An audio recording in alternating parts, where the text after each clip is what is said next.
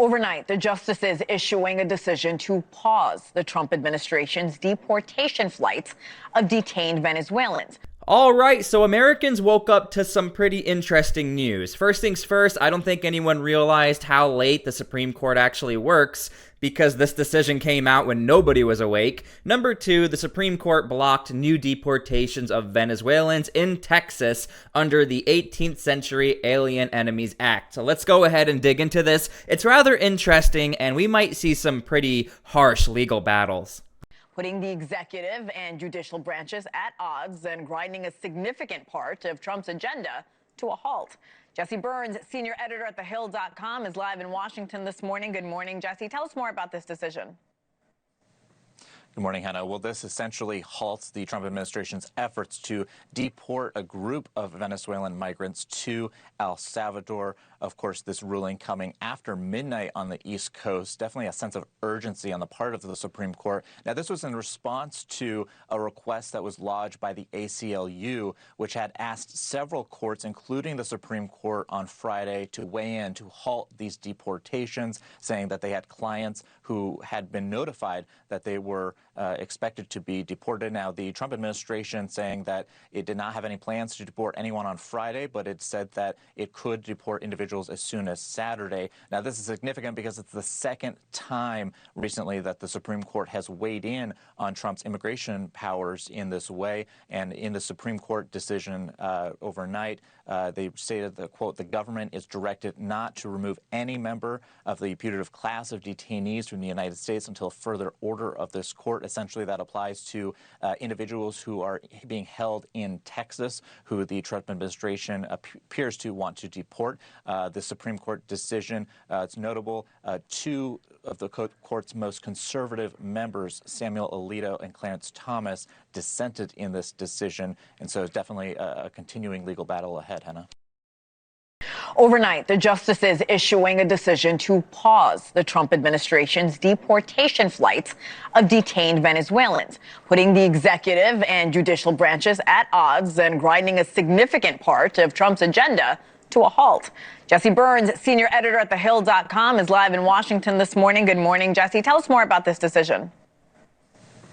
Good morning, Hannah. Well, this essentially halts the Trump administration's efforts to deport a group of Venezuelan migrants to El Salvador. Of course, this ruling coming after midnight on the East Coast. Definitely a sense of urgency on the part of the Supreme Court. Now, this was in response to a request that was lodged by the ACLU, which had asked several courts, including the Supreme Court on Friday, to weigh in to halt these deportations, saying that they had clients who had been notified that they were expected to be deported. Now, the Trump administration saying that it did not have any plans to deport anyone on Friday, but it said that it could deport individuals as soon as Saturday. Now, this is significant because it's the second time recently that the Supreme Court has weighed in on Trump's immigration powers in this way. And in the Supreme Court decision overnight, they stated that, quote, the government is directed not to remove any member of the putative class of detainees from the United States until further order of this court. Essentially, that applies to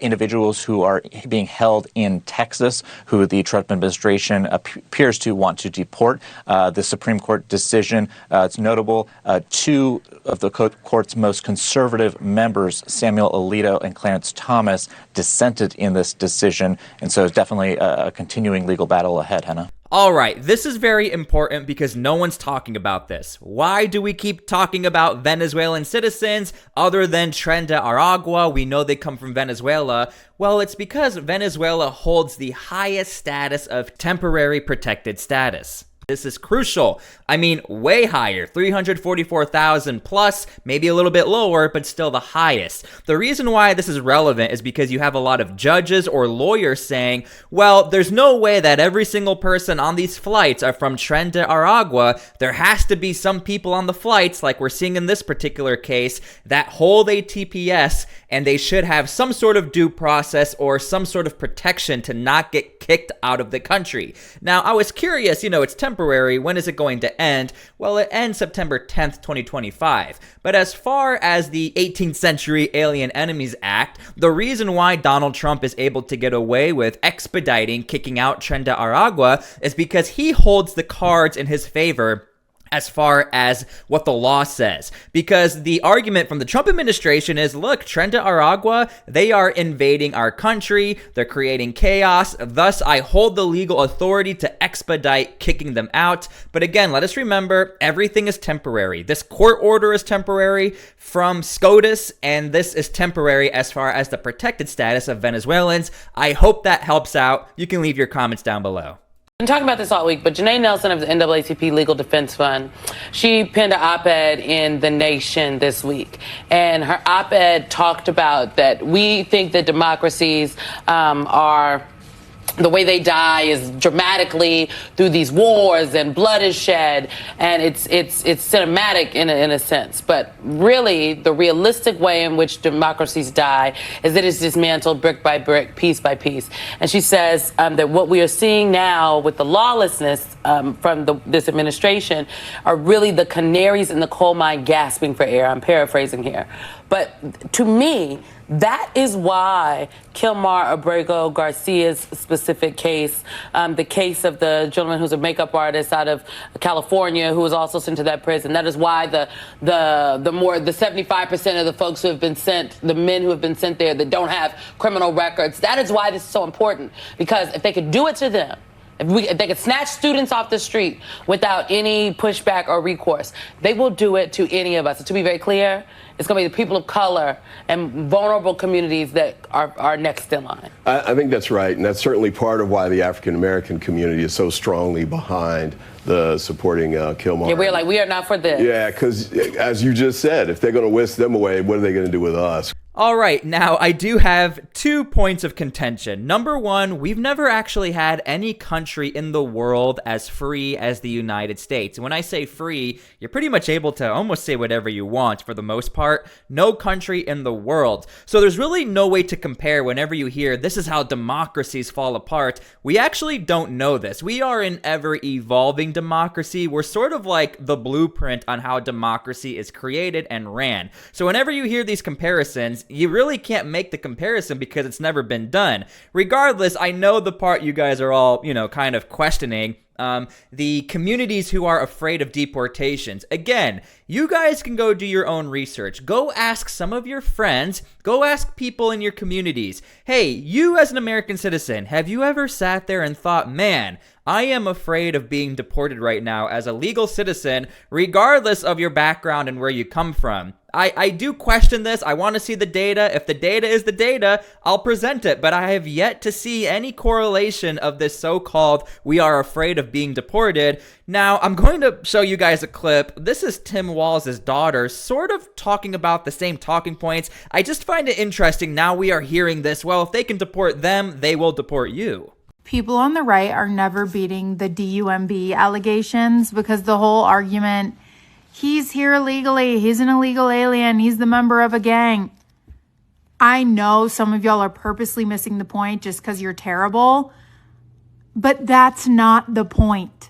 That is not the point. The thing that makes America America is that everybody has due process.